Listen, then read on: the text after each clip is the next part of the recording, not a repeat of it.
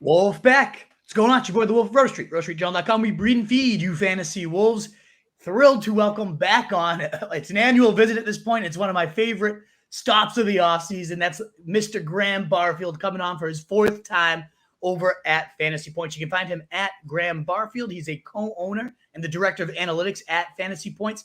His resume also includes impressive stops at Roto World, Fantasy Labs, the Fantasy Guru, NFL Network. He's also the king of one of my favorite metrics out there for any position, but especially running backs, yards created. Graham, thank you so much for coming on and joining the show yet again. How are we doing today?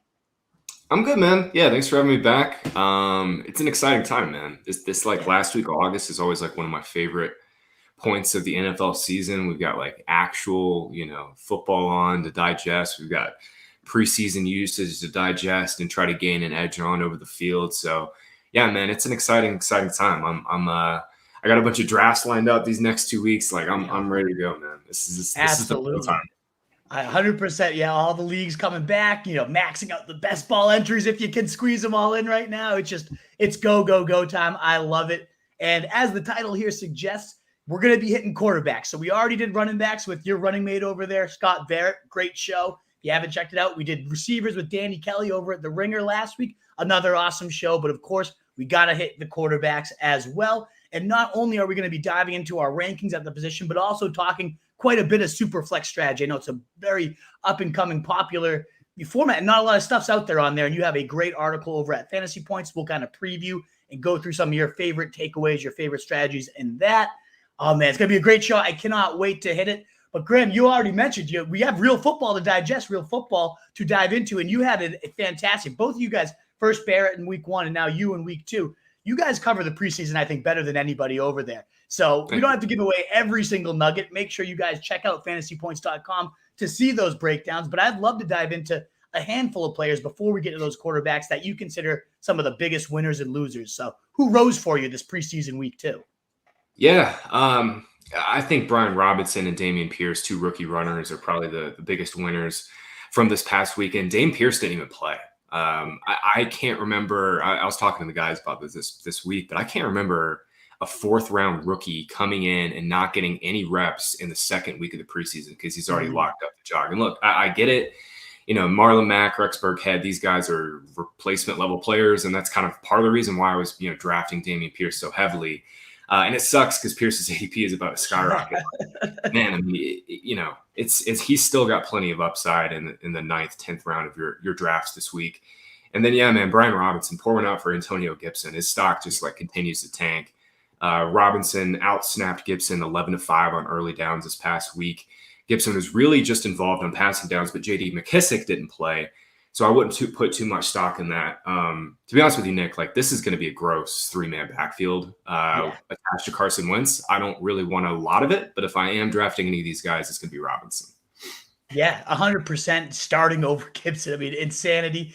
If anybody, he's the one I have the most in this backfield. Anyways, I hadn't been drafting Gibson. It was already looking gross, but I was getting Robinson at 190 back in that range just a few weeks ago. And now that he's starting, you're starting to see it creep up to 140 or so. Still has that TD upside. There's also a great quote I recently read from the coach in training camp saying they're very pleasantly surprised with his pass catching ability. I know they're not going to necessarily sub out McKissick on 3rd downs or anything like that, but the guy can get it done. Maybe they dial a few early down screens. They said they love what they're seeing when they get him into space. So yeah, all down for Gibson, upwards for Robinson, but Pierce has to be, as you mentioned, the biggest winner. I am with you 100%.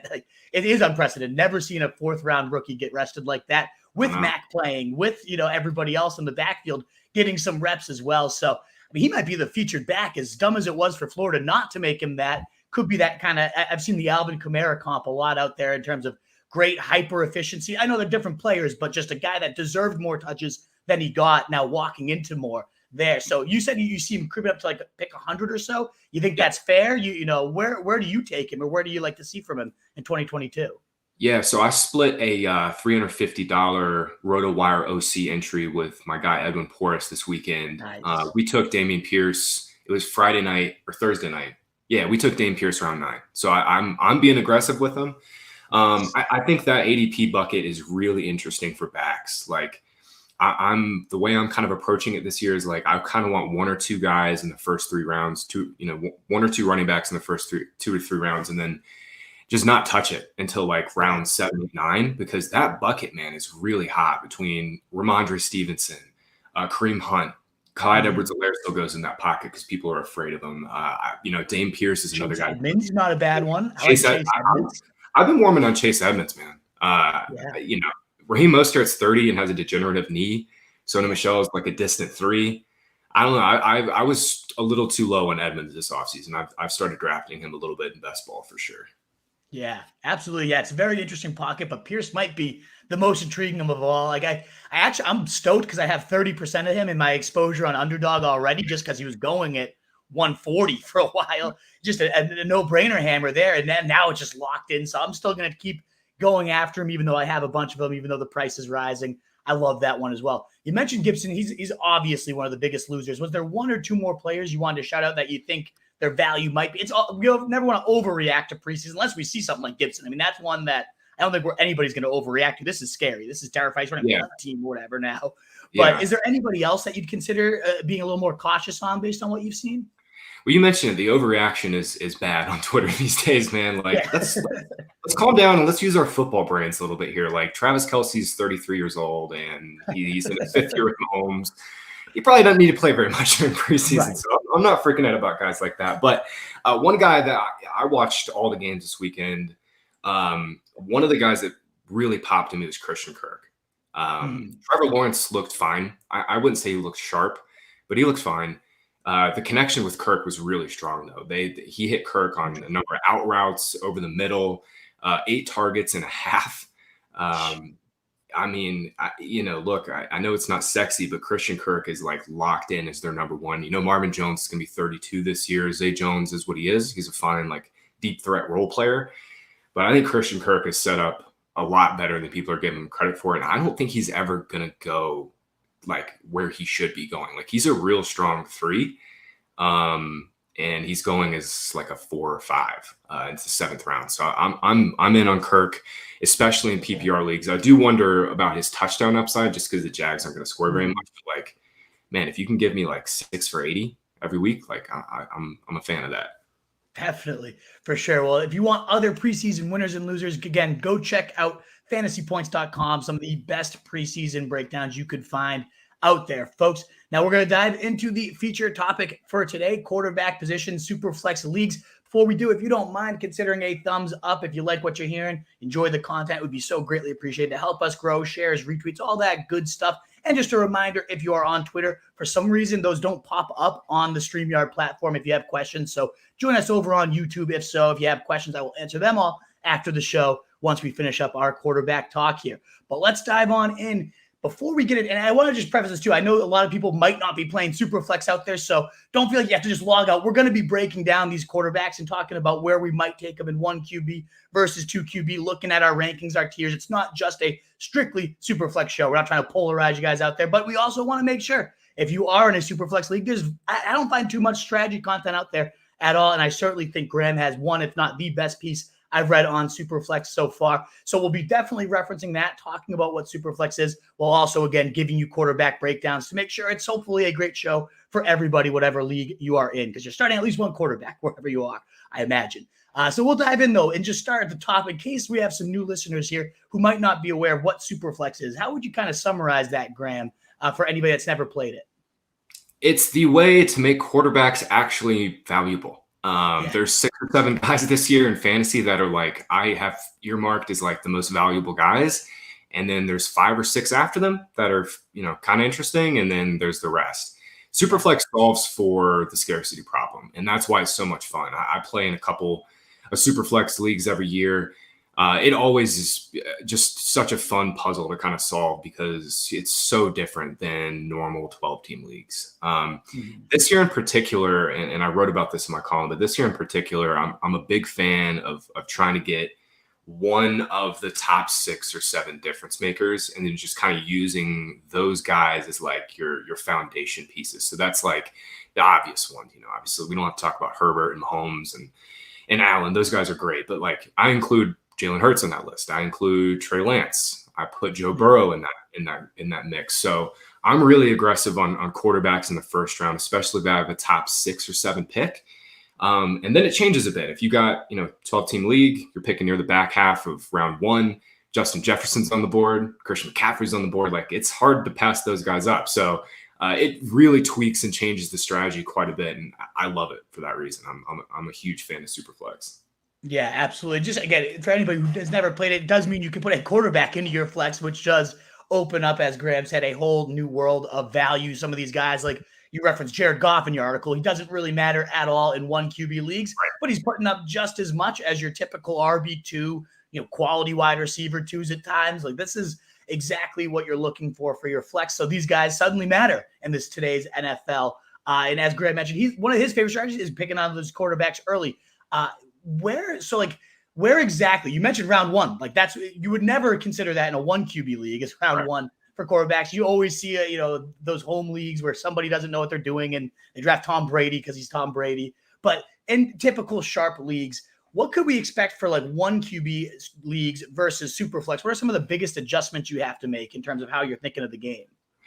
Yeah, so I think in 10-team, if you're in a 10-team 1 quarterback league, I think it actually makes more sense to go with some of like those really fun middle round quarterbacks that we want to target. That includes Justin Herbert and Patrick Mahomes. It really just depends on your league and how sharp you think your league mates are. But like in 10-team leagues, I kind of like having one of those difference makers because all those points matter. It's a little easier to get away with streaming in 12-team leagues. It's a little easier to get away with the Kirk Cousins and Justin Fields of the world. And 10-teamers, like especially this year, because there's 7 or 8 guys, like I mentioned, that I think have top 5 upside, even top 3 upside. I want one of those guys. Superflex, man, is a lot of fun because I mentioned that you can hammer quarterback early, but this year there's a fun ADP setup where you could take 3 or 4 late round guys. You mentioned Jared Goff. I like him quite a bit as a super cheap like QB3. Marcus Mariota has Konami code upside as a runner. He looked fantastic running in the first preseason game in 1 quarter. He's finally healthy. He is super cheap. I won't give away too much in the article, but Mariota's like the nuts in Superflex this year as a QB3.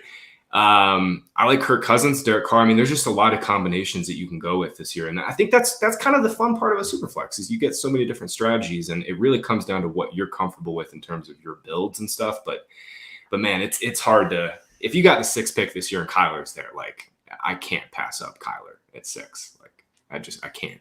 Absolutely. Yeah, it is wild, those big differences, as you mentioned. And in like a 1 QB league, I might not even take a 2nd quarterback, never mind a 3rd by any means. You typically have a lot of those names you just highlighted on the waiver wires for your bye weeks or if you need a streamer with a good matchup. But yeah, in Superflex, you're typically taking at least 3. I know some leagues will set a limit on like you can't have more than 3 just because you don't want to be like bleeding the pool with there's just so many. There's only so many options in a QB league as well. But maximizing those 3 is really important. And I just like a random note on that. I know last year, like I was pumping Fields and Lance pretty hard, but then in these leagues where you can only carry 3 in Superflex and you want to kind of rotate through some matchups at times, that does kind of burn you too at times. And I don't know if there's anybody quite like that this year where it's like you're trying to waiting on that upside. I'm trying to even think of the comparable, maybe Kenny Pickett, but it's not really like you're waiting on that Konami cheat code. So why would you really, So just keep that in mind too, depending on your league, your format, what that strategy is, how many you can roster. And all that good stuff. Yeah, so, I think Pickett's another interesting guy. I don't think you're gonna have to wait too long, man. He's played so well and he looks so poised. I think he's gonna be the starter. Like, if he's not the starter by week 1, he'll be playing by week 2 or 3 because Trubisky is what he is. That's not an indictment against Trubisky. He's looked fine, but Pickett's the answer. Like, I think it's pretty clear to the Steelers coaching staff too. Like, he had that 2-minute drill where he led, it was an awesome 2-minute drill at the end of the game or the end of the first half against the Jags this past weekend. Yeah. And the staff was like, yep, we're good. We've seen enough. Put Mason Rudolph out there. Like, I was like, okay. All right. Pickett didn't start, but they had seen enough. I know. Leading the game winner in week 1 as well. So speaking of preseason winners, Pickens, his new starting wide receiver. Oh my God. Like, Pickens is unbelievable. Very easy when like the talent, we all kind of knew the talent was going to be great. Just like a matter of like, is he fully there? Is he ready to go? And like, couldn't be clearer that he's already here. He might be he could finish as the number one rookie receiver this year. And like, that's well within his range of outcomes. I don't know that many people would have ever considered, especially during like dynasty draft season just a few months ago. I mean, that guy he's going to be a stud right from the top. Oh, yeah. So you already kind of hinted at it. We'll start getting into some specific player takes and whatnot in a second, going through our rankings, number 1 through 20 or so. But you mentioned, is your top strategy? I guess it obviously depends on where your draft slot is. Of course, every draft's a living, breathing organism. We already know all that, how it's flowing with your league mates and everything. So you can't really go in with, I have to do this. But right. Do you typically like to go, quarterback? Do you like to go quarterback, get like a stud at another position, and then see who falls in 3? Like, with your experience in Superflex, what's kind of the general outline that you might say is like an ideal blueprint? Yeah, so I've done 3 Superflex leagues so far this year. I think I've one more. Two of them were extremely quarterback heavy. Yeah. I think in one of them I saw 15 quarterbacks go in the first 2 rounds, and another one I saw only like 7 or 8. So you'll get a really good feel for the room really early on quarterbacks. Yeah. I think the way to go is if the room is really quarterback heavy early in the draft and you're picking like 8th, 9th, 10th, that's when you zig and zag. That's when you go with Justin Jefferson at that spot. Maybe you get McCaffrey, you get Kupp. And that league I was telling you about, the quarterbacks, the league that quarterbacks went really early. I had the 12th pick. I just punted quarterback. I took Chase, Kupp, Kamara with my first 3 picks, and then went Tua, Jameis, Marcus Mariota, Kenny Pickett, just kind of swang for the fences with some of those quarterbacks. So it really depends on your room. I have some like hard and fast rules that I put in my article this year, but really, man, like every Superflex league is going to be really different. And I think you'll get a good feel for what the room is thinking early in your draft. So, if you're in a league where there's only like 6 guys that go in the first, 12 picks or so, maybe you can wait and get Derek Carr and Kirk Cousins in the 3rd round, 4th round, something like that. It makes more sense than to adjust in that sense. But yeah, it's one of the fun bits about Superflex is because we can talk about these hypotheticals, but once you get in the draft room, that's what it really comes down to.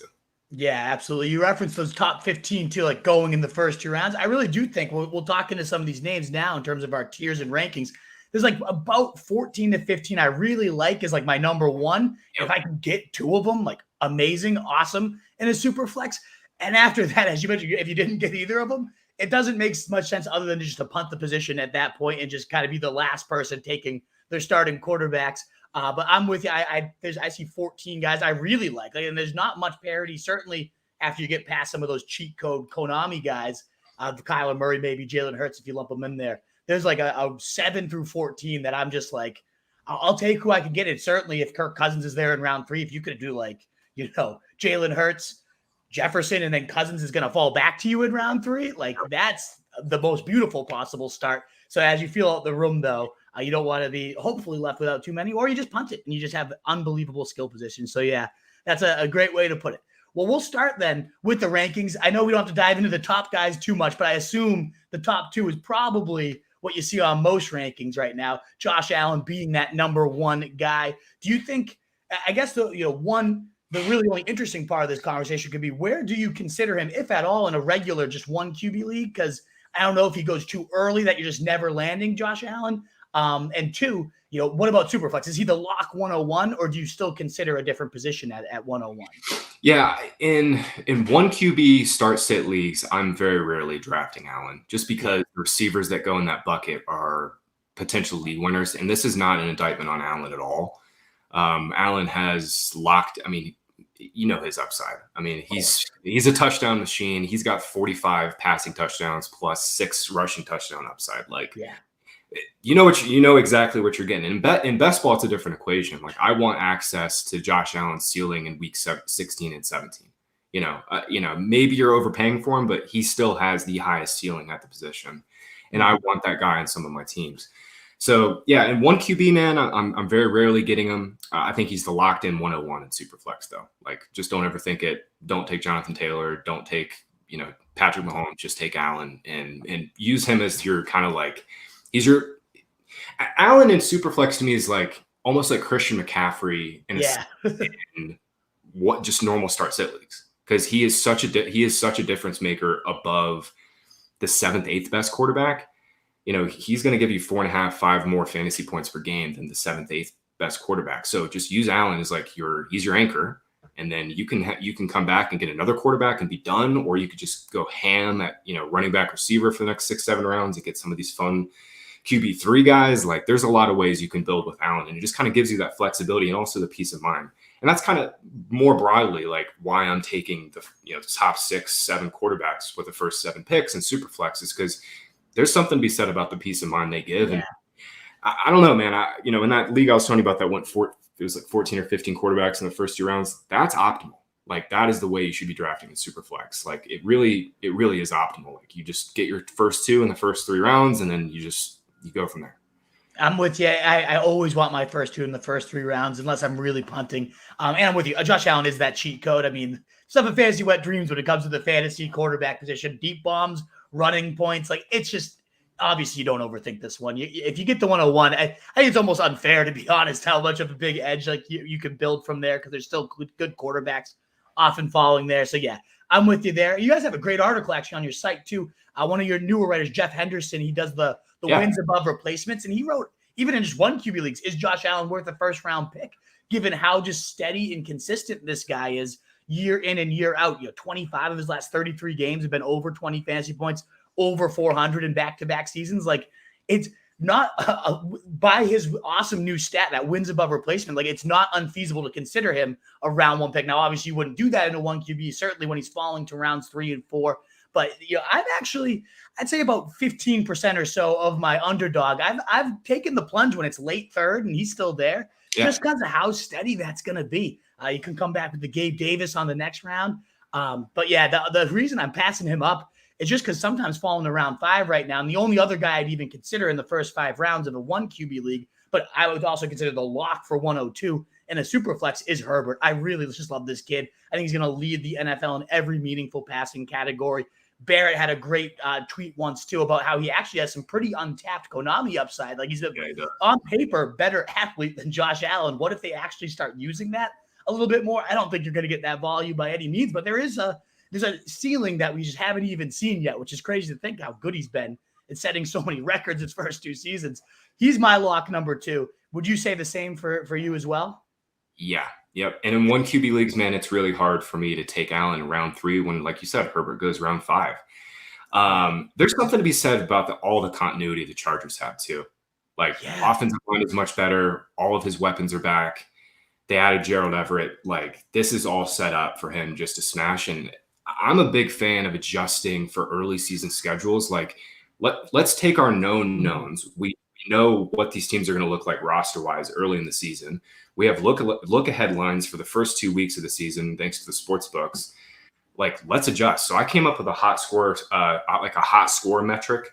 This article is up on FantasyPoints.com, but the Chargers, based on their first 4 opponents and their implied totals, have they have the 3rd best hot score start behind the Eagles and Colts.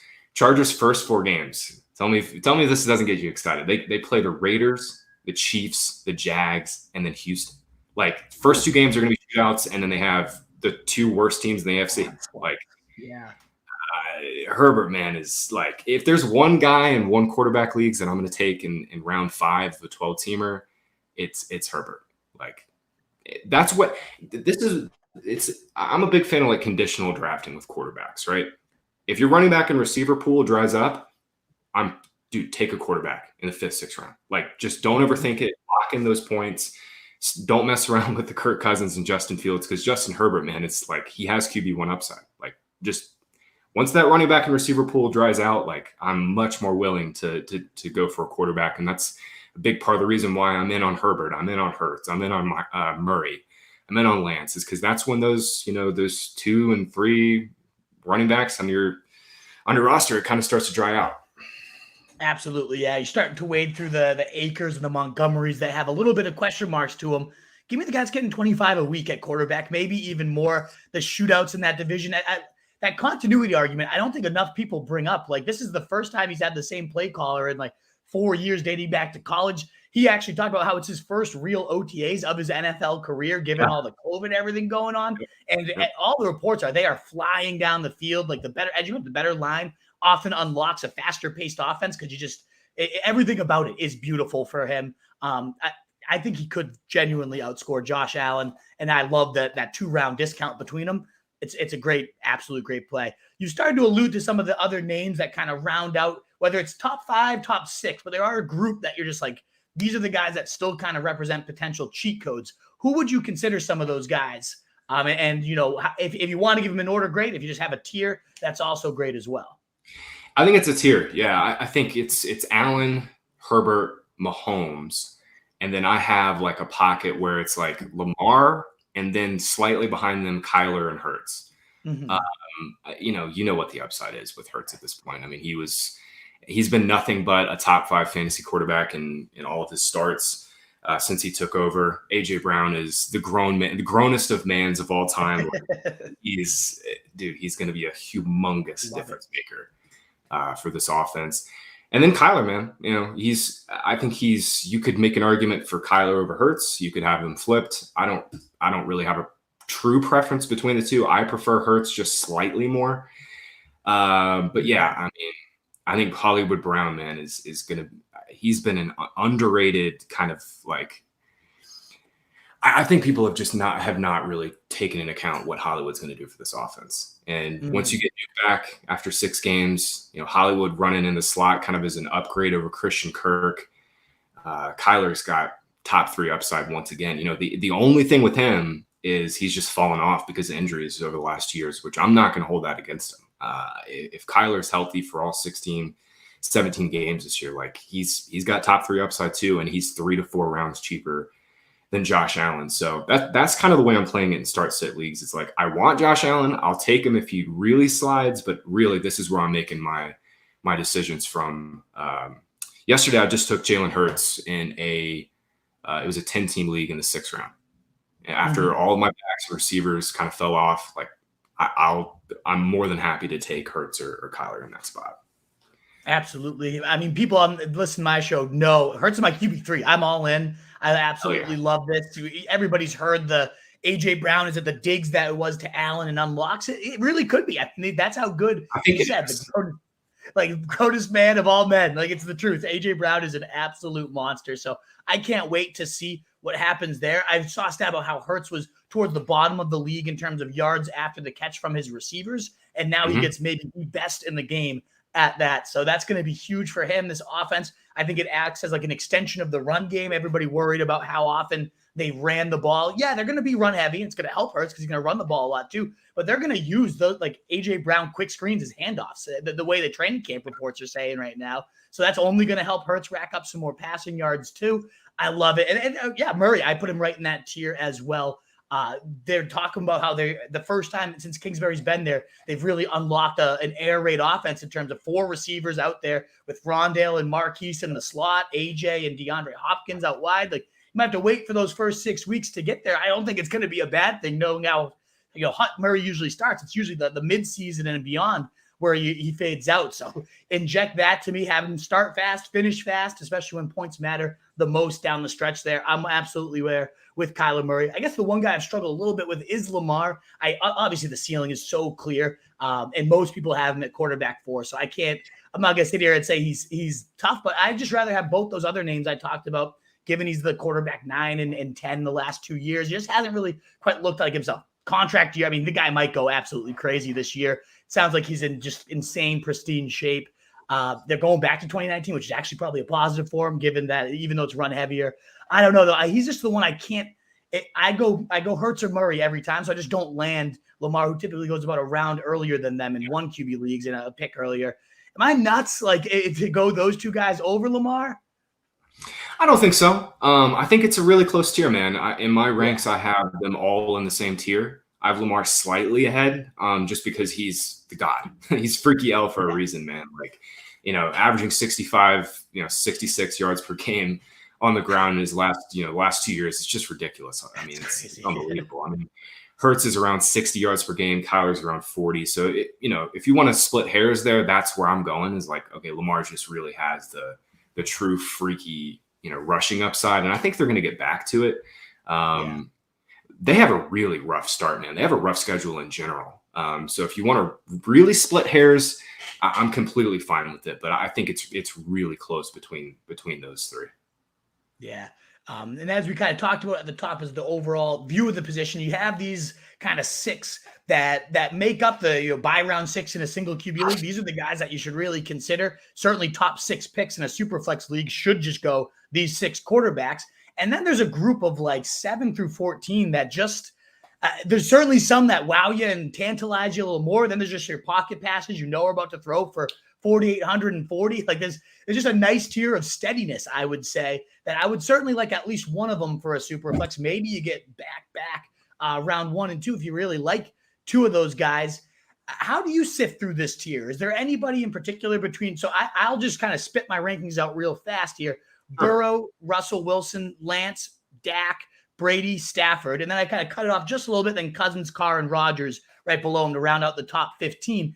But, I mean, you could reorganize most of that in any way you want. And I'd have a hard time disagreeing with you. Is there anybody in those names that you're like, I really love that guy, one or two guys that you're just trying to hammer? Trey Lance. Yeah. I mean, it's a simple answer for me. It's Lance. Like, it's, we were drafting Jalen Hurts round 6, round 7 last year. You can basically just copy and paste the same exact analysis that you have in the reasoning behind drafting Hurts in that spot for Lance, really. And it's better weapons. We're not really sure how good of a passer Lance is, but I'm not really sure how that matters. I mean, we weren't really sure how good of a passer Hurts was, and he was a top 5 quarterback for fantasy. Lance has better weapons. I will say he's not like one of these true game-breaking runners, though. He's not like Lamar Jackson. He's not Malik. By the way, if you watch Malik Willis this weekend, he's looking good. Oh my God, man. When he starts, like, he is going to be amazing for fantasy. If he starts, we'll see if he can actually like get on the field, because he's got some severe accuracy problems. But man, like, dude's got very few quarterbacks have the like tackle breaking, make you miss in the phone book kind of like pocket maneuverability that Willis has. But sorry, Lance isn't one of those guys. But he's going to get design carries. He's going to be involved near the goal line. He's got some of the best, receiver weapons in the NFL. I'm prioritizing Lance if I don't get Hurts or Murray or Lamar or Herbert, any of these guys we just talked about. He's kind of, I get what you're saying with he's not quite as shifty or as jukey as some of those guys, but he's a little bit of a bull. Like, I think he had 14 touchdowns his senior year. Like, he's pretty powerful guy. Yeah, he's kind of like Cam in his prime had a gear that, like, he was 6'5" and he looked like he was running 4.5 out there. Lance isn't that fast. He's it's like a Josh Allen kind of thing. Like he's got just enough juice to kind of move, and he's obviously a big dude. He can take a hit too. So I think Lance is like a home run pick, and it's super flex, man. If I've done like I said, I did 3 super flex leagues. I've taken Lance in the second round twice.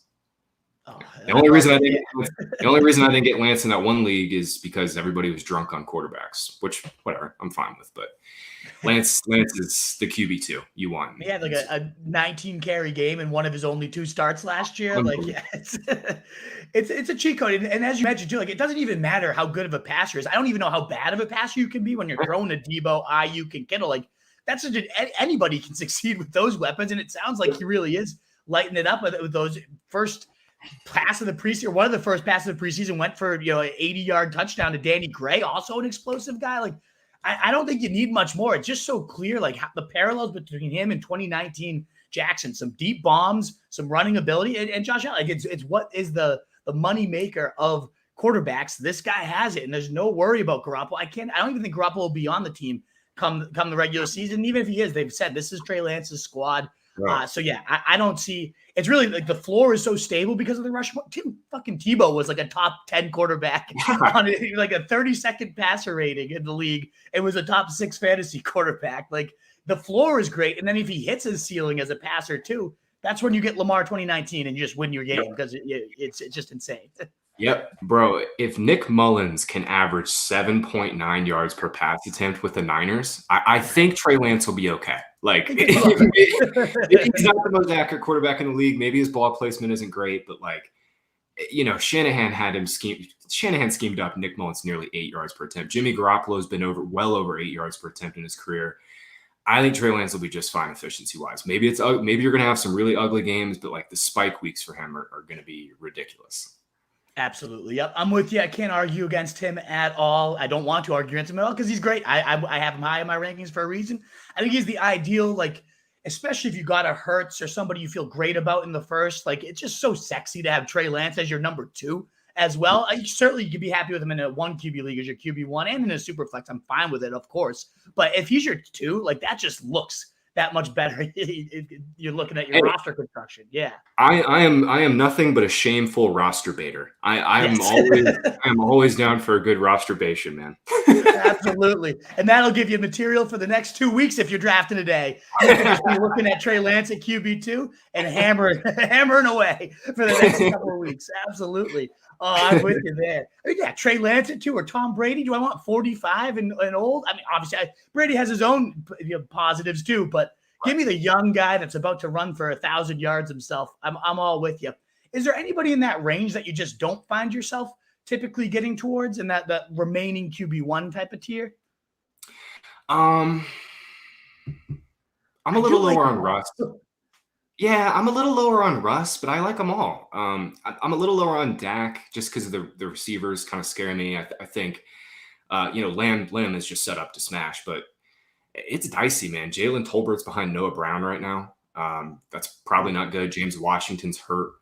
Michael Gallup, I haven't seen anything on Gallup, man. I have no clue when he's going to be back. Our guy, Edwin Porras, who does all of our injury insights, he's fantastic. He says Gallup's probably not going to be right until October. So Dak is like the guy I'm kind of lowest on in that tier. But even then, he's been so consistent, man. He's been a top 10 quarterback by points per game in the last 4 straight years. He go in Superflex. I actually think he's a value because he goes at like the end of round 1 to the start of round 2. And sure, Dak probably isn't a league winner just because he doesn't have the rushing upside anymore. He's a pocket passer these days. That being said, I mean, there's something to be said for the consistency Dak provides. So I'm in on Dak and Superflex, but I'm kind of out on him in one quarterback, if that makes sense. Just because I think he's like right towing on that line of like really good starter, but also like he's going to have some like weeks where he's replacement level kind of guy. I think Dallas goes more run heavy this year. I think they're going to want to get Zeke going early. I think Pollard's great. They've got a really good 1-2 punch between those two. So I wouldn't be shocked if early in the year they go a little more run heavy than the last couple of years. Yeah, absolutely. There have been those training camp rumblings they might tap into Dak's legs a bit more. It's buzz, so I don't know if I fully buy it. He is a pretty good red zone runner, though. So even if they don't do it all over the field, but they give him a couple more of those read options in the goal line, and he just plunges in 6 rushing touchdowns, that would go a long way too. So yeah, I'm with you. I really like a lot of these guys, even the ones with the warts like Dak. Stafford with the elbow makes people nervous, but he's also year 2 in the system with Allen Robinson now joining. So if the elbow doesn't end up being an issue, there's no reason he couldn't be even better than the guy that just threw the 4th most touchdowns, the 3rd most yards, like in his first year with McVay. I could see him being great. And then you go down to like we talked about if you can get 2 or 3 picks, there's like the Cousins and the Cars, and maybe you lump Rodgers into there too, because it's Aaron Rodgers, even with those tough weapons. I personally like Cousins the most out of that group, especially if he falls to round 3. I even have him going for close to 5,000 yards in my projections. I just like this new offense with Kevin O'Connell coming in. Certainly when you got Jefferson and then now Thielen looks like 2016 Thielen apparently. Irv Smith, if he could ever stay healthy, Cook is a great player and could probably have a real lot of untapped upside as a receiver as well. And I love KJ Osborne. I just think there's a ton of good weapons and a new creative scheme that everybody's just so happy about there. They're all good vibes around it. I could see Cousins really chucking it, and the defense just blows too. So they're going to need to be chucking. So I like Cousins the most of that Cousins, Carr, Rodgers, and kind of cut it off where I'd love to have 2 of those top 15 guys. Do you have one that you like, if they sneak in around 3, you're looking for there? Yeah, in my article, in my hard and fast rules, Carr and Cousins, I said, are just excellent 3rd-round picks. Like, if they get to you in the 3rd round, don't overthink it. Unless, like, something ungodly happens and you can get, I don't know, who would it be? Leonard Fournette, something like that. Don't overthink it. Just take Carr and Cousins in the 3rd round. Like you said, the floor is so good for these guys, man. The Raiders, what you just said for the Vikings, you can say exactly for the Raiders too. I think their defense is a little better, but like that division, that conference in general, like they're going to have to be chucking all season long. I think Carr, the thing with Carr is, the touchdown upside. He's never had more than 30, 31, something like that in the season. So, yeah. Yeah. So that's the only concern for him. But, I think this year with the volume increase, McDaniel's influence, and obviously Devontae Adams, this guy, Carr has a slightly higher floor. I'm with you, though. I like Cousins just a little bit more because the weapons, O'Connell, man, people are going to be stunned about how pass heavy the Vikings are. Like this is a pass first team. They're going to be top 12 in pass rate. Like they are not a run first team anymore. Absolutely. I'm with you there 100%. I'll move on then to those kind of, we'd consider maybe mid-rounders in Superflex, certainly like the round 11 to 14 type of guys. If you're in just a 1 QB league, if you're going to draft a quarterback too, these guys might be at least worth considering. And then once you get to like 20 through 30, I don't even think you bother drafting them in 1 QB, but you certainly need to consider them for Superflex. But in that kind of tier, I have 16 Tua, 17 Matt Ryan, 18 Fields. I'm a little bit lower on him, but your man Scott's making a great argument over there at Fantasy Points that might make me have to reconsider it in that quarterback article he just dropped. Trevor Lawrence could be a little intriguing too. I kind of have those guys as like potential. Maybe I draft a QB2, and then maybe the last ditch kind of Superflex guys I'd really want to have in my starting lineup. Do you see it the same way? Is there any of those names that kind of stand out to you? We have the same tier. I'm a little higher on Fields just because he's got that game-breaking rushing upside. Yeah. Bears' offensive line is a disaster, though.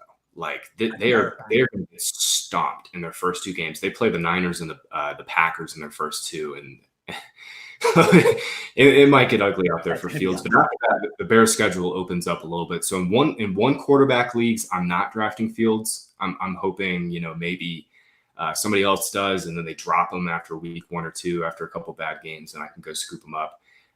But the first 2 games are just like no-goes for me. I mean, Fields is going to get pressured and harassed.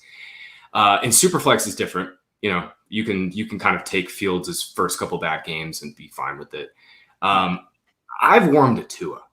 I've really warmed to Tua. Hearing Mike McDaniel talk about Tua, he was on somebody's podcast, and I can't remember who.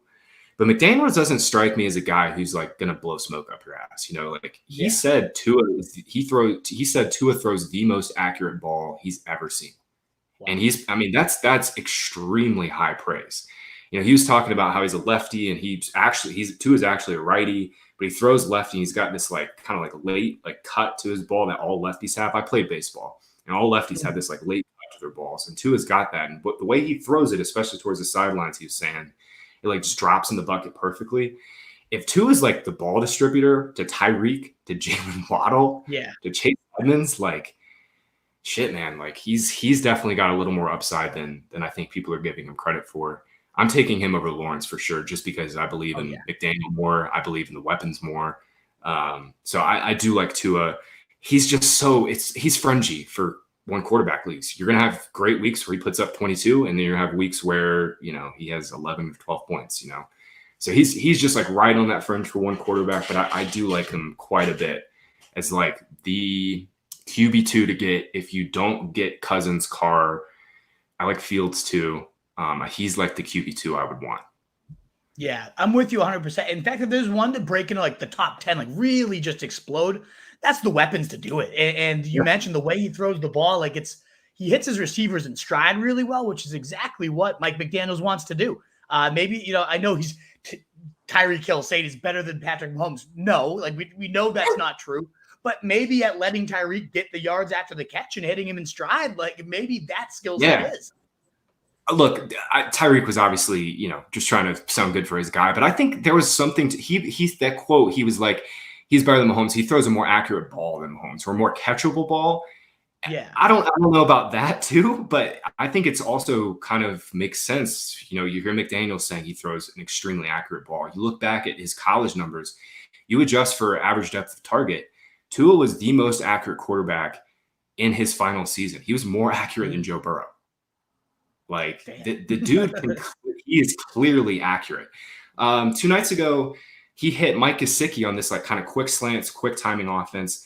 Ball hit Gesicki literally in the face mask. Gesicki just wasn't ready for it. I mean, he throws a very, very good ball. And I think he's kind of got the same upside as Kirk Cousins. Great passing weapons, much better coach, much better offensive coach. Like, you can make a really strong bull case argument for Tua. I said, the only thing is, like, he just doesn't run. So in one quarterback leagues, like, I'm not really taken Tua very much, but in Superflex, that's where you can get him and get some exposure to him. Yeah, exactly. The one guy in Superflex too I like, especially if I'm balancing out like Lance, who I guess it's unknown. I still think he's going to smash. It just seems so easy. But let's say you want something higher floor in that range. Matt Ryan's so boring, but like, I like Reich as a play caller a lot. Last time he had even a halfway decent quarterback. I mean, Andrew Luck is far more than halfway decent, but they had the corpse of Rivers, and no shit, they were slow with Wentz and them, and they just didn't trust them with the game. But it sounds like he just loves Matt Ryan. He's infatuated with him to the point where he's like, this is like the first time we've had this since Andrew Luck. And when he had Andrew Luck, fastest team in the league, like second most passing yard, just airing it out. It sounds like they are just flying around at practice. I do really like this Alec Pierce kid too. So I know the weapons aren't amazing, but if Pittman does take that next alpha jump and Pierce, or if God forbid Campbell stays healthy for once in his life, there's not nobodies here for a player like Ryan to have himself like been a top 12 quarterback in, I think, like 6 of the last 8 years. And even when Ridley was healthy last year, he was in the top 10 quarterbacks till he was out. So I don't think he's as bad. There's nothing sexy about that pick. It's never going to sizzle. But in 2 quarterback leagues, if you've kind of punted the position, you have one, nice one, but you still want a nice high floor option, I don't mind Ryan in that range. Yeah. And I was mentioning my hot score metric. I'm nothing if not really good at naming articles. Yes. Colts have the second best start, man. They get Texans, Jags, I believe. Then they have the Chiefs at home in the Dome. Then they go and play the Titans. Like, it's a nice little start. Right. Frank Reich, we saw the quote a couple weeks ago that, like, they want to throw the ball. Like, they were so limited because of Wentz last year. Like, it all kind of came to a head in that Jags game. But anybody who paid close attention, like, all year, Wentz was just really limiting this offense. That won't be the same case with Ryan. No. So I'm definitely with you there. I like Ryan a ton in best ball, man, because I'm taking a lot of Pittman. I like Nyheim Hines, especially in full PPR. Best ball, I'm feeling some Matt Ryan, like Pittman, Hines, Pierce, Campbell stacks. Like, you can get 4-man Colts stacks, and it's kind of like a contrarian play off Jonathan Taylor too as a top pick. Yeah. I've taken Ryan with JT, but I think, let's say, hey, maybe Jonathan Taylor slips from being the RB1 or RB2 to like RB6. How does he get there? Well, it's probably because Matt Ryan's throwing way more and he's like free, and all of his secondary pass catchers are free. So if they're going to be throwing more, probably means one of Alec Pierce or, Paris Campbell or even Mo Alley Cox. I like him a lot as a tight end 3. Yeah, absolutely. All of those guys. One of those guys is going to have like a monster like ADP return. Like, I don't know who it'll be. I truly have no idea. I think Pierce is probably the favorite, but I really don't know. But I'll take all 3 of them. Absolutely. We'll wrap up our quarterback preview here with just you mentioned Goff. If you want to go into him, you can. Or is there any other just like later round guys for whether it's this would probably be Superflex specific because these guys shouldn't be really drafted in 1 QBs. They should be on the waiver wire, but they could be guys to flag down if you're not happy with your first quarterback. But in Superflex, is there any of these late round guys that you find yourself having as your number 3 quarterback? Mariota. He's the nuts. Yeah. Really, really tough schedule to start the year. Actually, the Falcons have the worst schedule based on strength of schedule from Scott Barrett and implied totals by far. Falcons have like the worst start. That being said, Konami code, man. Like, Mariota's finally healthy. I know in his career he was never a big runner, but I think that's just because he was always playing hurt. He's finally healthy. We heard this is the healthiest he's been in his entire career. And if that's the case, like, Arthur Smith's going to run some zone read RPO stuff. Yeah. I think Smith wants to run the ball a lot more this year. It's part of the reason why I'm out on Kyle Pitts. Is because I think Atlanta goes run heavy. They've got the backs now between Algier, Damian Williams to kind of finally have somebody that can run inside. CPAT's a fun little inside player, and Mariota's legs, man, looked great in that first preseason game. That was kind of all I needed to see. He's got the juice back from his days at Oregon. He might not make it till like week 6 or week 7 if the Falcons stink and they want to get a look at Ritter, but exactly what you're getting early in the year. And I think Mariota has some definite upside early in the year as a runner. I think, didn't he put up 30 fantasy points in his last time on the field in extensive action for the Raiders when Carr went out in the first quarter? It was something nuts. Bear was tweeting about it the other day. It was 29 points in 3 quarters that he played. He's got that running upside. Yeah, I remember that game. I was texting Joe Dolan during it. I was like, are you watching this game? Mariota looks good. It's good. This is the best he's looked in his entire NFL career. Right. So I'm here for the Mariota reclamation project. I'm here for it. But again, that's super flex only, man. You can't get away with Mariota in one quarterback. No, but I'm with you 100%. I think that's a really interesting stab for sure. And Arthur Smith, they have that chemistry from before. Could be a really interesting one. And even if he does get benched, maybe you pick up Desmond Ridder come midseason at that point. So that's a nice late round one for you to check it out. All righty, Graham. Well, I don't know if we push too long here or if you have time for the rapid fire segment at the end. What's your thoughts? No, let's do it. Let's roll. All righty. As you know the deal here. We'll hit 20 must-hit questions with just your gut responses here in the... Again, wasting no time. No huddle offense. Look at those segment transitions. The production quality goes up every year, right? Oh, dude, you are just on fire today, man. On fire. I love it, Graham. All righty, we'll go right from the top of the drafts. First 5 picks in every draft should be McCaffrey 1, JT, JT 2, Jefferson 3, Kupp 4. Chase 5, but if full PPR, I'm fine with that clear at 5 too. Who's the late round league winning? I guess we've already talked about this a bit, but the late round league winning QB would be Fields. I'm going to go Fields for the most upside. Who do you think gained the most value throughout this offseason? Ooh, gained the most value. Man, Brian Robinson, probably. I mean, he went from being, like you said, he was an 18th round pick on underdog in May. And now he's going to get steamed up to round 9. So there's probably somebody else, but he's one of them. We talked about him and Pierce, right? Those 2 running backs, both great candidates for that. Conversely, who lost the most value? Gibson. Easily. That went too easy for you. I love it. Yeah. After Breece Hall, if it even is Breece Hall, who do you think the highest scoring rookie will be in redraft? Drake London. Yeah. Gabe Davis, yay or nay? All the way in. Yes. Look, I like touchdowns, man. I at the end of the day, in fantasy and in this Twitter world we live in, everybody's overthinking everything all the time. If Josh Allen is going to throw 45 touchdowns, and that's kind of our expectation, who's going to get him? Gabe Davis was second on the team in end zone targets last year, and he was a part-time player. He's now a full-time player. I'm just not overthinking it. He's their Mike Williams, Just don't overthink it. 100%. I'm with you. There probably will not be a next Cooper Kupp, but if there was, the best case for it would be Jefferson, baby. Jefferson. He got O'Connell. They're going to move him all over the place. 180 targets, well within range. It's Jefferson. Who's the free agent or traded player that you think feasts the most in their new home? Christian Kirk. I really like Kirk, man. He's walking into potentially 140, 150 targets. Jags are going to have to throw. They trail 80% of their offensive snaps every year. So the volume will be there. That's for sure. Absolutely. What's the 101 of fast food?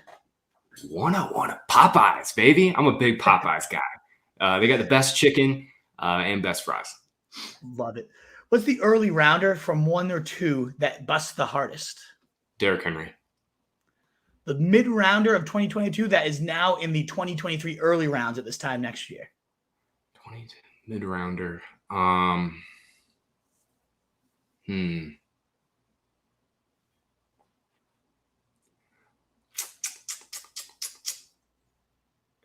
Rashad Bateman. Ooh, intriguing. I think you said Devontae on this show last year too, so you have a pretty good track record of this. Hey, nice. There you go. What about, you don't have to do one of every position, but running back, receiver, tight end, your choice. Who's the late round league winner at that position? Late round league winner, running back, Darrell Henderson. I think you just say that I was big on Hendo last year. He was one of my most drafted running backs. And this year he's one of my most drafted running backs. I'm in on Akers for what it's worth. But, we know what the downside is. And if Akers goes down, like Henderson is the only guy. Like Kyron Williams is hurt. He's far behind. I don't think Kyron Williams is a very good player either, by the way. So D Hendo. What's the greatest TV show of all time? Oh, man. You're making me choose. Breaking Bad. I have like 5 God tier shows, but we could do a whole show on that. We really could. Maybe in the off season we'll link up for the real hard hitting content. For real. God tier shows. I'd love to debate that with you sometime. Good stuff. The most important or intriguing coaching hire for 2022? McDaniel, for sure. Miami. What's the most important preseason story or battle you're monitoring right now? There's a number of them, but I would say the most important one that we kind of got word on was the Texans backfield. Pierce being the locked-in one. Love it. Who's the year 2 blow-up candidate at receiver that's not Chase or Waddle? Those two would be too easy. I'm going to go dark horse and go Devonta Smith, man. If the Eagles, if Hurts takes a big leap, like Devonta Smith getting single coverage opposite A.J. Brown, like he's going to dust some dudes, man. Like there's going to be weeks where he goes 3 for 30. But there's going to be weeks where he goes 6, 120, and 2 too. Nice. The player you most want to have a drink with and hang out with? Oh, man. Josh Allen. Dude seems funny as hell. He does. What's your drink of choice? I'm a big whiskey guy. Rocks, straight, old-fashioned. I'm a big fan of ginger and whiskey too. Give me a little ginger and Jameson. Nice. And last 2 here. You won't leave your 2022 drafts without? There's a couple players. Brandon Cooks. I love him. Yeah. Round 5 value. So nice.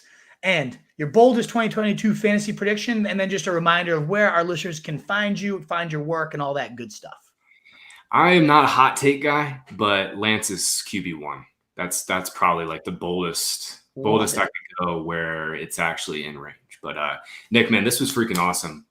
We got to get you on the pod with me and Scott at some point before we wrap up here.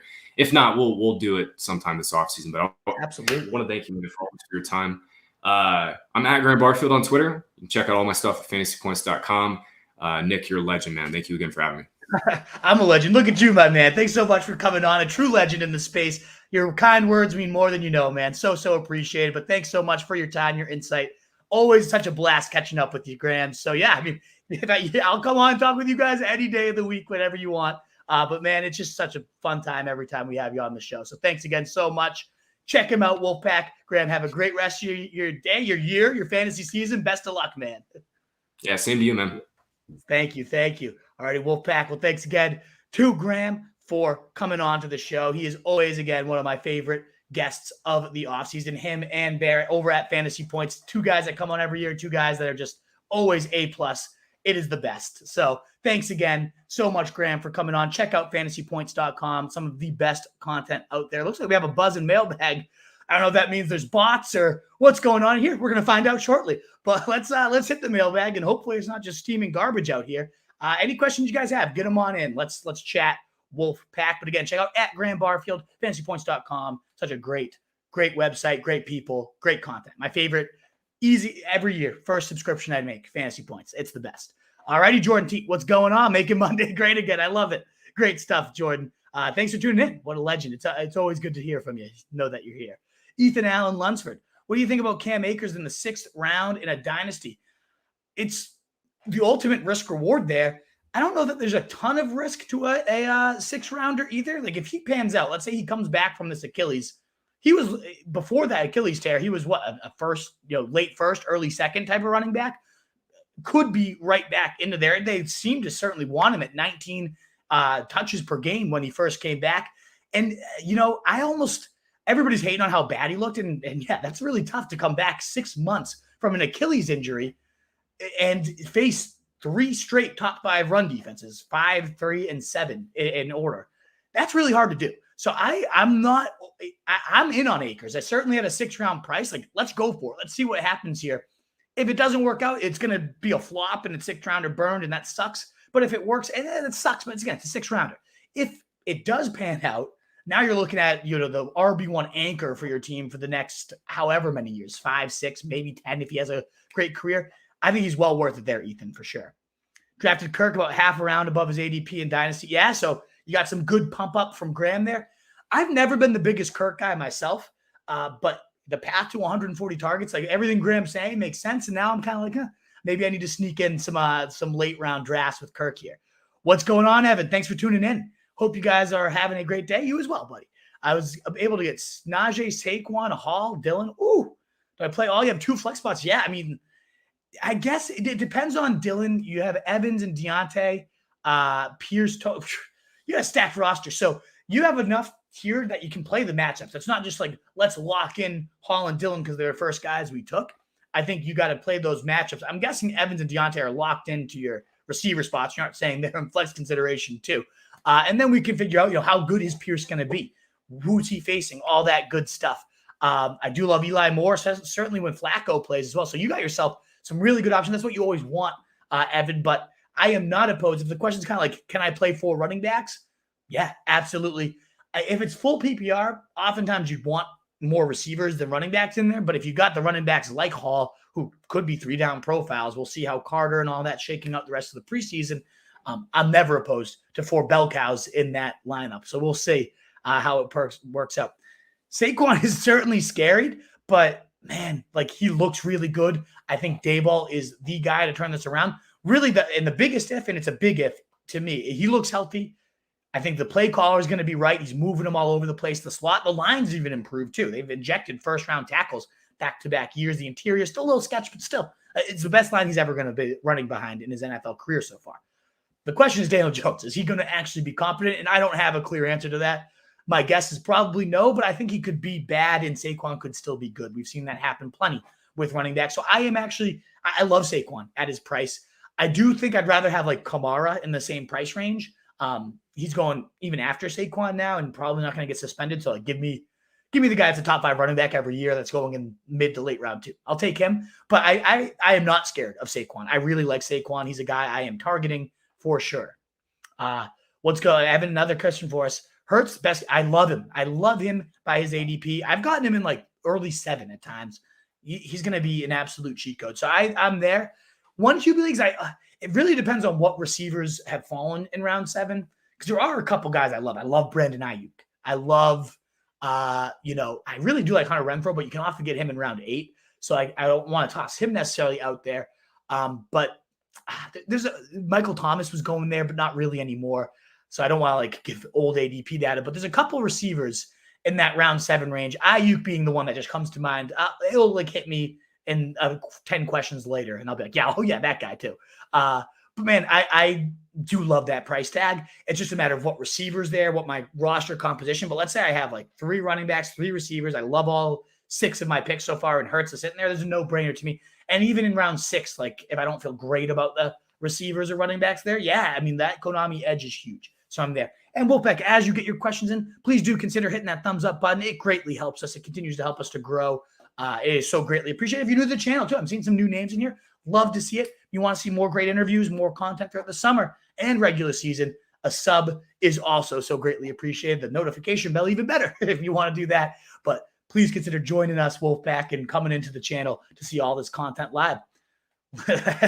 Lamar calls the Steelers daddy. That's fantastic. He does too. I mean, I can't argue with it. You can go take a diarrhea at halftime and then run back on the field mid-quarter and then go shit all. That might have been against the Browns actually when that happened, but still, I wish it was against the Steelers. Good trash talk here.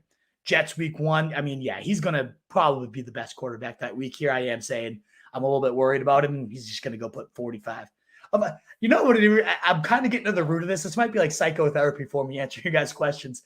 I faced Lamar 3 times in 2019. The guy who had him won the title. All 3 times, he put up 35 or more. You know how you often will face the same opponent twice in the regular season? Then I faced him again in the playoffs. He had 35 or more. So maybe it's just like a resentment that this guy buried me. That should probably make me higher on him because I clearly know the upside. Yeah, he's just going to make me look like a fool, isn't he? What's going on, Denny? Great to see an OG Wolfpack legend here. One of the few remaining survivors over on Facebook. We might be going YouTube full time soon, so just keep that in mind, Denny. First season using Superflex. So hopefully this show gave you some interesting things to consider, Denny, for sure. Baker stays healthy. You'll be top 10, 12. Alex, I do not think I can get on board with that. I mean, the weapons are certainly not bad. Like top 20 weapons, top 15 weapons? Yeah, probably. DJ Moore, unbelievable player. Wish he had better quarterback his whole career. This will be the best he's had. We'll see what he's really made of. Robbie Anderson can get deep. He can also work the intermediates we've seen. Obviously, McCaffrey, best weapon in the game whenever he's healthy. I don't know that Baker's is good enough to finish top 10 to 12. I don't. He'll go in that late round we were talking about with Goff and those. And now he's a starting quarterback. Maybe he gets pumped up a little bit. I would be stunned, though, if he's top 10 to 12. You can come back here and rub my face and I'll gladly take it because I like root for the kid. I hope he does, but I don't see that happening. He's probably quarterback 25 for me. All righty. Alex, again, I love all the comments, Alex. Thanks for being here. Draft Thielen and Hopkins so you can replace Thielen when he is hurt. Yeah, not a bad plan right there, right? Thielen's going to feast. I'm telling you, as long as he's healthy, and maybe it's not only until week 5, but I bet you he averages over a touchdown a game these last couple of years, and now they're saying they're featuring him more, and he's looking healthier than he's ever looked. I really like Thielen. He's so unsexy. We're talking about 6, 7 receivers that I don't like to pass up on for Hurts. Thielen's one of those guys. I'm really into Thielen this year as my wide receiver 3. I mean, we're obviously assuming I'm on Ross St. Brown. Maybe my favorite pick of the draft is off the board now. Round 5 type of guy that I hammer every time. But if you can go like A-Rob 4, St. Brown 5, Thielen 6, and you have 3 running backs in your first 3, that's like my game plan. There you guys go. You won your leagues. Thank you. I'm thanking myself for giving you the win. Just come on back and make sure we grow. Oh, man. Chris, what's going on? Hope my guy Etienne goes crazy. He really sure could. And now, as you mentioned here, snagged him in the 4th as a flex. Like, his price is starting to go down because of the J-Rob hype. I love that. That's why I'm now getting in on Etienne. I didn't like him when he was going mid-3 because everyone's like, he's going to be that future back. Robinson, Achilles. That could all still be true. But now that he's going down in price, that's where I really like him here. Because I think I've been ranking him as if Robinson's there and annoying. And I still really like the receiving upside, the scoring upside, the big play ability. It's going to be such a gross team that they're going to, as Graham said, trailing 80% of the time, that's going to be Etienne time. So we got some good comments going back and forth on him. Etienne, they both like fall. Yeah, Robinson's in like the, Marlon Mack range type of thing. Like I don't mind having them both. I don't think it's a horrible strategy. You're investing in the Jags backfield, which just is like, double investment in there. But especially like Etienne as a player, like he could definitely be. Pierce is so sexy. Man, he's, as you said, you did your draft on Saturday. Like he's going to be going around like 6. Probably, I mean, team comparison too. Like, this could be Arian Foster. Remember where it's like Foster was a last round pick. Then he was going around 10 because he was eaten in the preseason. Then he was going around 6. And then he was the best running back in fantasy. And like round 6 was still too cheap. So could be solid. Not too shabby. Have sitting at 10 of 10. So I'm between grabbing 2 stud receivers. I honestly don't want to throw you completely off your game plan, Alex. I like going running back there. I like going Cook and Najee. Because I think there's when you go to round 3, Sutton, Pittman, whoever you like in that crew, love all those guys. AJ Brown sometimes falls in round 3. Love it. Keenan Allen sometimes falls. Even more. Love it. T. Higgins, I can get behind there. Round 4, Gabe Davis, Allen Robinson. I mean, guys are going like round 5 and 6 in home leagues. Unbelievable.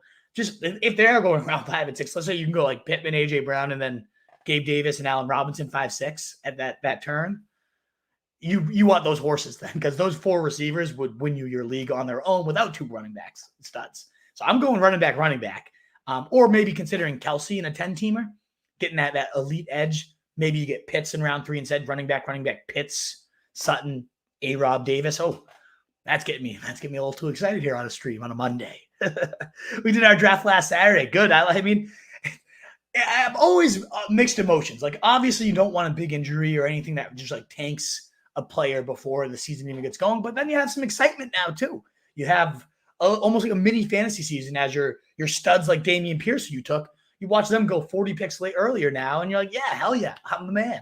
That's why I love doing underdog. If you like underdog, you like best ball drafts. It's like a market. Code RSJ gets you $100 deposit match. The best underdog fantasy, my favorite way to play. We do the draft board every year. Oh, it's the best. There's nothing better than those draft boards. $1,000 league. Now you're talking about $1,000 buy-in, Chris? Or are you talking about like $100 buy-in and you could win $1,000? Because $1,000 buy-in now we're high rolling. let me know if you want some consulting on that action, because that, $1,000 buy-in. Whew. 2 on, it's draft time, baby. It's that time of the year for sure. 10, 12, 30 team league. How the hell does that freaking work? Love it, Alex. These are the Wolves, the guys that come out on a Monday at 1 p.m. You guys are the ones we want here. Love to see it. 150, you could win 1,800. Not too bad. Yeah, that's okay. So now we got it. Yeah, I think my highest buy-in of like home leagues, I think 300 to 400. It's pretty good. I mean, that's a good. Come away with a couple $1,000. It's good stuff. Wore suits last week. He brought a smoke machine. That is unbelievable. You have like entrance music and everything, Chris. You got to get videos of that. We'll play that on the air if you want to send that in. That's great stuff. That's the people you want. The Wolf. You guys, I love the conversation you guys are having. I'm going to kind of jump and see if there's any. So this is why we had so many questions. I'm going to jump ahead. I'm reading them all. My trust buddy lost his leg up. I love it. So this is great stuff. I'm going to jump to the questions though. I'll read these all again though. It's fun stuff to see. Any tips for auctions and Superflex? So Denny, that's a really good question. I guess I should have asked Graham how it kind of changed the strategy here. I would treat it like the ranking. So if quarterbacks like Josh Allen goes from $30 in a 1 QB league to now being the first overall pick, well, how much does the first overall pick cost? About 60 to 70. That's what I would pay for Josh Allen. I've never done a Superflex auction, to be honest. So I can't give you this is what it is, but I know the first pick should go for about $70. I know the second pick, Justin Herbert, should go for about $69. You kind of look at what auction prices would be for your typical draft. Now you're slotting in these players in terms of their value, and everybody's value kind of rises in that. But then there's always the other side of the coin is every auction is different. Every draft is living and breathing. Never mind an auction where every second of it's living and breathing and everything's adjusting on the fly. I would guess quarterbacks will actually go kind of undervalued. Josh Allen should be $70 and he might go for 55 type of thing. And then you can kind of pick apart. I would just say save your money on receivers, especially in Superflex, because you could get Allen Robinson in a 1 QB league for $8 right now in certain formats, which is just mind blowing. So of all the tips, I would say get 2 good quarterbacks. See if Kirk Cousins goes cheap or something like that for your QB2. Would love that. Get an ace like Josh Allen or Herbert. Get one of those guys. And then really save the budget at receiver. Pay up at quarterbacks. Pay up at running backs is what I would probably do. Late round QB targets, I'd rather take a merit. Yeah. So I actually like that, Alex. I like the idea of the Steelers, the better weapons, better, even with the husk of Big Ben, they were top 5 in pass attempts the last 3 years. So yeah, they pass happy with the way Pickett's looking, I think it's going to be him. So I might side with you there. Mario just brings the leg points. I think that was the big thing, Graham. If you're going that late for your third quarterback, get someone who can run the ball. I really like Jameis Winston where he goes too, though. A lot of weapons there, for sure. Question for y'all guys: do you think it was a safe pick to take Eckler at the 2 spot? If your question is it safer? Yes, it's safer than CMC. Is it the right call? I do actually take Eckler ahead of CMC in a vacuum because I'm with you. I've been burned 2 times in a row. I'm so mad about it. But at the end of the day, nobody at any position matches CMC's upside. Does it only look good for 2 games and now you're fucked? Yeah, maybe, probably. But if he gives you 16 games, you win your league almost. You don't. There's a point 2019. I think even if you had nobody else, you said CMC and just bums around him, you made your playoff 60% of the time type of thing from one player. So it's tough. It's a really tough balance of floor versus upside. I personally do go Eckler, but at 2, I would, if I'm trying to play it safe, give me Kupp, give me Jefferson, give me one of those receivers that are just going to go bananas. So it looks like the apparent attention. Oh no, so Alex, I don't know if you're new here. I hope you're still here. I don't want, not that it's wasting the guest time, but I have the guest for 45 minutes. I have my talking points, got to hit them, and then I'll always get to your questions after. So maybe you're new here. Hopefully you're still here so you can hear this kind of rant. If not, well, I'm sorry. But that's typically how it goes. If a guest is willing to answer questions for 45 minutes after, of course I'd have them. But you got to respect these guys' time too. So I always will answer your questions after streams on Sunday mornings. We go live 3 times a week at least in the regular season. I'm always going to answer your questions. That's what I pride myself on. But I can't have those guys stay and answer too. But I will always be here for your questions. I hope you're still here to see that. And if not, I hope you send a message and we can chat sometime at Rose Street Wolf if you want to DM me. Andrea, hello. Good to see you. Good to see some of the Wolf Pack starting to kind of crawl back up here. Good to see you guys. Thank you, Evan. Pointed it out. So Evan knows the deal. He's a risk it too. And the truth, whenever it's like our own, the truth is like my co-host. I'll interview the big guests when they come on. Truth and me will do our own show too. He stays for the questions as well, so you can get multiple perspectives. He's a risk it too. Yeah. So everybody, he's a bad man indeed. Draft pick 2. Should I go through CMC, Eckler, JJ? I then go with running back, or receiver, full PPR. I prefer going JJ or Cup and then hammering like Kamara if he falls, and Lenny or Javante or even James Conner, but like he goes later than that. I like getting one of those target hogs in full PPR for sure. Yes, you should definitely.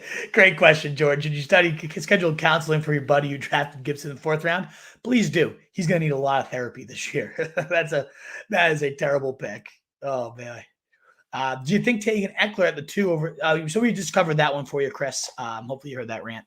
Game will start sooner rather than later. I'm with you, Denny. I don't understand why Sanders goes even ahead of Gainwell. Never mind 50 picks ahead of Gainwell. I've been getting a ton of Gainwell in these early best ball drafts. Tons. I think he's my 4th or 5th highest rostered running back right now, percentage-wise. Love Gainwell. He already was getting the money touches, the receptions, the goal line work. He had more top 12 and top 24 weeks than Sanders last year, who can't score a touchdown in the league's run happiest attack. Not once. Fucking pathetic. Give me Gainwell all day, and certainly at the 50-pick discount. Schneider, what's going on? Got my draft coming up next week. Got pick 1, aiming. Yeah, I think you go JT. Like, it's just a sturdy workhorse. Whew. If Kamara falls, yeah, he probably won't. Saquon would be an awesome if he does. Aaron Jones if he falls there. Even like the next tier guys, Javante, Lenny. Like, I like going running back because I think the receivers are so damn deep this year. Also, how do you feel about James Robinson coming back? Yeah, so I say, I don't know if I necessarily target it. Like, it's an Achilles. It's terrifying. Nobody's ever come back from an Achilles, Chris, and been okay. That being said, I mean, it's baked into his price times 100. He goes so late. But I just, like, he'll go around, let's say, Isaiah McKenzie. There's some late receivers I love. That's just like, why take damaged good running backs in that range? What it means for ETN if Drob isn't coming along, that's the follow-up part to this. We saw them use him as a pure workhorse in preseason week 1. That's if he gets 80% of the snaps and he's going around 4, my God, he's gonna be a monster. I imagine they try to get somebody else in there and work with him, but Snoop fucking Connor. I think it becomes the ETN show if it comes along slow. Love the Superflex, always undercovered. Yes, good to see you, Charlie. Too bad we weren't able to link up for that beer, my man. I meant to follow up with you, so clearly Graham Barfield was on Monday as we were chatting. But I would love to see you, brother. It would be a great time. Knowing anytime you're in the main area, just hit me up. It didn't work out this time, but it's not a far drive for me or you, whoever. If we're in that area, we'll get together. And thank you for that reminder. Likes and subs, hit the bell, all that great stuff. It is so greatly appreciated. Wolfpack to help us grow. Thank you, Wolf. Denny, great to see you, buddy. Always the best when you see the OG members. You've been following us for 5 years now. Love it. Heard it? Yeah, so you heard the CMC stuff. I'm with you. I am a bell cow purist. I want running backs. I want more running backs, and I want another running back. I start most of my drafts RB, cow, however you want to put it. Unless Kyle Pitts, I do like in round 3 too. I just think those 2 receivers, certainly in a PPR format as well. Kupp was the most valuable player in fantasy. Yes, part of that was the 4th round price. You could have taken him at pick 2, and he still would have been the most valuable player because you're set receiving records. And I don't know that's going to, the way they scheme him, you're not figuring that out. It's just layups. The rapport is great. A-Rob's going to be there to help take off heat. I'm there. And now they're putting Jefferson in that role, who's a better player than Kupp, is now getting the Kupp layup role. So I normally don't. I just think those two receivers in particular, they're just too fucking sexy in a PPR or half PPR league. Have a hard time picking between Cousins and Carr. I personally like Cousins more. They are neck and neck. It's QB 13, QB 14. I like I was going to say the weapons, but look at Carr. How can I Adams run for Waller, like Waller. Man, I think this new system, we've seen Cousins when he passes, like volume-wise, throw for nearly 5,000 yards on a bad Washington. They were the Redskins back then. Now you give him these weapons and a pass volume attack. Like he's just so damn safe. As his car, I really like them both. Like if you're waiting on QB and you can get them both, hell yeah, like awesome. If it's one or the other, I just prefer Cousins in this new scheme. Like you already know you're getting 4,500 and 35 touchdowns. He's more touchdown upside than Carr throughout his career, and I don't know that changes. And now when I did my projections, I had Cousins come up for 5K and 40. Like I'm all in on the Vikings, and I think the thing is the argument's so similar for both of them, though, right? It's like the defense isn't really good for the Raiders, and they're going to have shootouts all the time. The defense isn't good for the Vikings. Maybe not quite the shootout narrative for every week, but teams are going to put points up on them, and they're going to need to keep the pedal to the metal. They're both great picks, Charlie. I do go Cousins. As I try to articulate it, like I realize my argument for one is the argument for the other, and I don't really have a great way to separate them other than my gut tells me Cousins just bombs the league this year. We've seen him in a more volume passing role before, I guess. So they're both great picks. I go Cousins, though. I want to aim for 3 running backs. The league is always full PPR, and my league is always very running back. Yeah, it all just depends on how the draft falls. There's a tier of running backs that I think it makes to try to get all 3. It makes sense to get them all 3. If those guys are gone, you know how the ranks are. We have them all big board, realshooter.com at big board. They're all tiered. Like you can follow it. So, you know, I like the 3 running back approach. If you're getting Kamara or Jones in round 2 and you're getting Lenny in round 3 or Javonte, there's certainly a cutoff point where it's like, no way I'm doing that. I'm going to take Keenan Allen over, James Conner. Like, yeah, I'm going to get the target hog. It really depends on how it all goes, Schneider, but get Taylor, probably get at least one more running back, and then kind of see what receivers there. If your league is that running back heavy, maybe you go Taylor, receiver, especially full PPR. Like, that could be your edge. Like CeeDee Lamb falls in round 2 or something crazy like that, Kevin Durant plays that. I'm with you. It's very nerve-wracking. No running backs ever come back from it, so we'll see. Denny, I did get engaged over in May. Proposed at the Boston Public Garden before a John Mayer show. So, yeah, very lucky. She did somehow said yes. I still not sure why, or if she's still questioning things. We'll find out. But, yes, I did get engaged. Very happy. July 22nd, the wedding next year.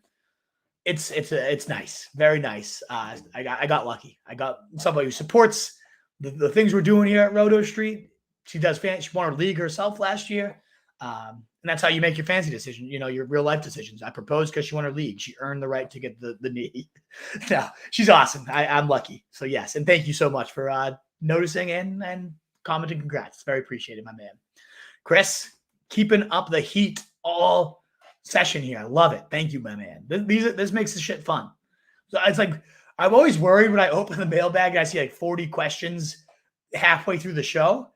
Because usually that means like a sex bot's in here. Be like, come see me perform live nudes. Or there's like the fucking like YouTube, like little like gamers that are like, let's go bomb this show. And they start like fucking throwing nonsense comments at you. So to have like Chris in here just asking like 30 great questions, awesome. That's what I live for on a Monday afternoon, baby.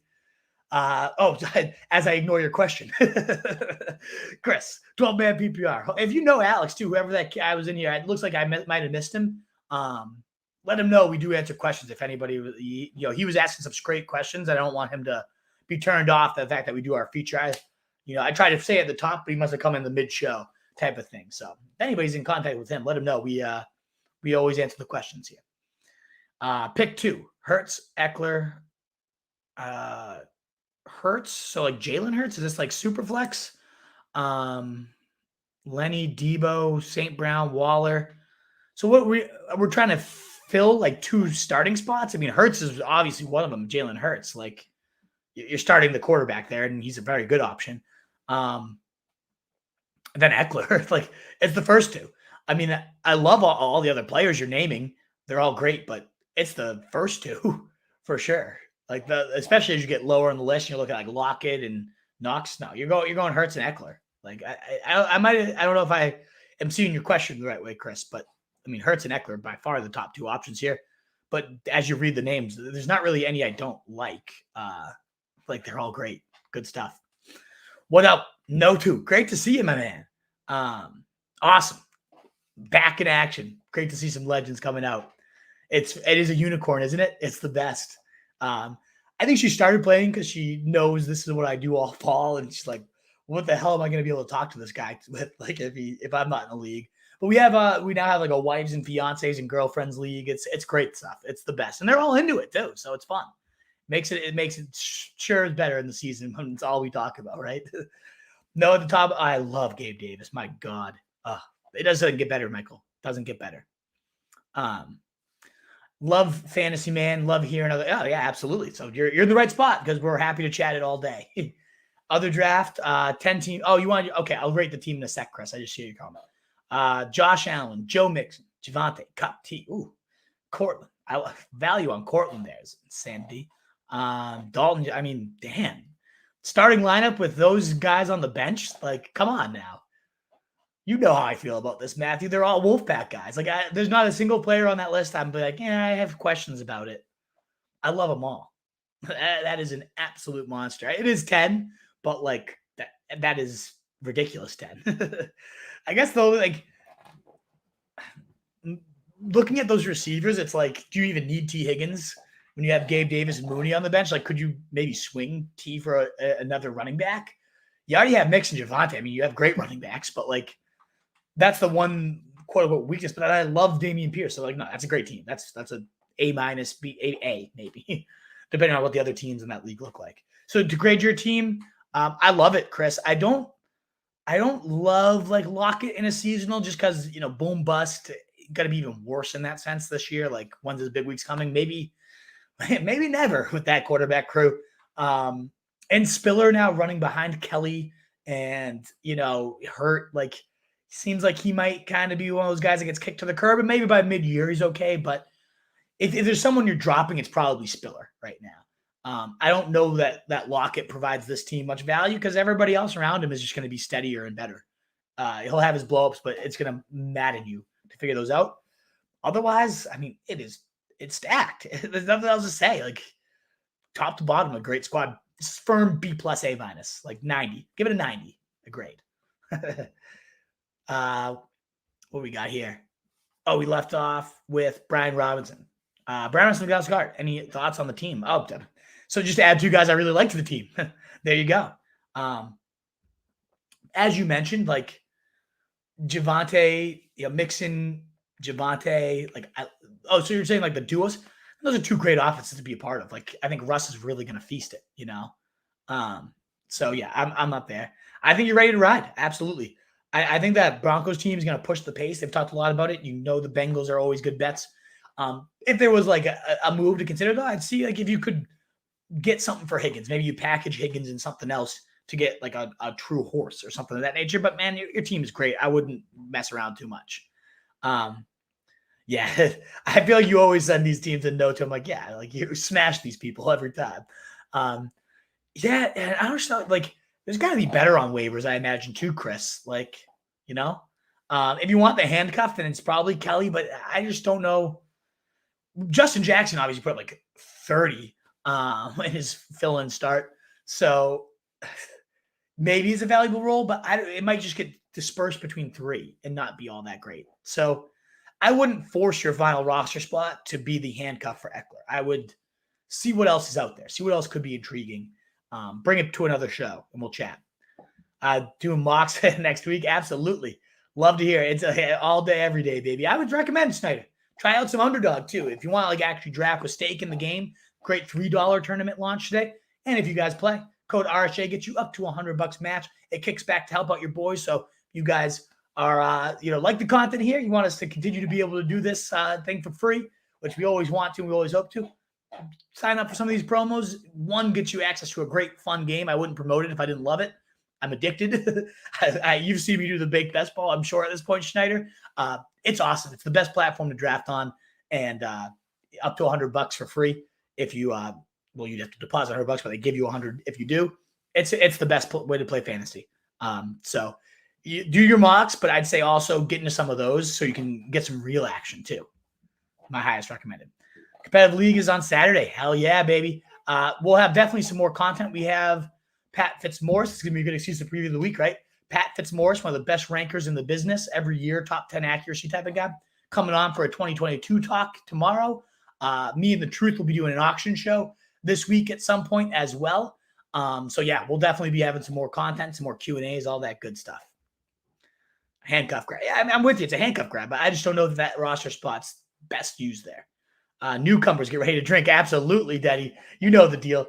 Sunday morning, we'll be cracking them. We'll be answering your questions. It's the fucking best. Thoughts on this? Would you rather have Allen Robinson or Gabe Davis? Matt, that's one of the hardest questions. I face that dilemma almost every fourth round at Underdog. It pains me. It's extremely painful. I prefer A-Rob, but they're neck and neck. They're 1-2, like right next to each other for me. I want them both. I go A-Rob very, very slightly above Gabe. And it's really, if you told me you went Gabe instead of Allen, I would never say that's a bad decision. Like they are both. They're my two favorite players to draft at their prices this year. Yeah, trade for Gabe Davis, Chris. Go for it. Best ball last year, won maybe 3 leagues. Yeah, go for it. Start doing them again. So that means you already have Underdog. Oh, well. But yeah, you can check it out.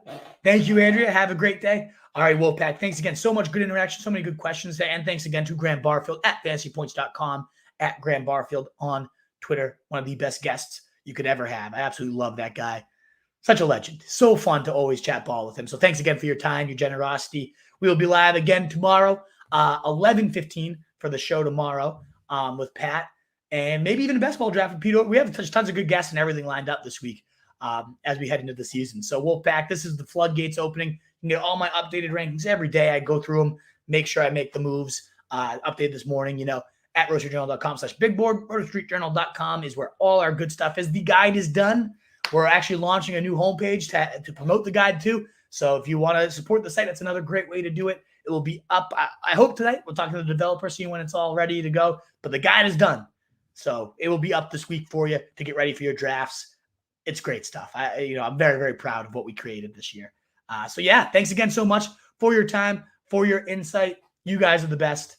And a wolf of the fancy sheep guys, be the wolf. Later.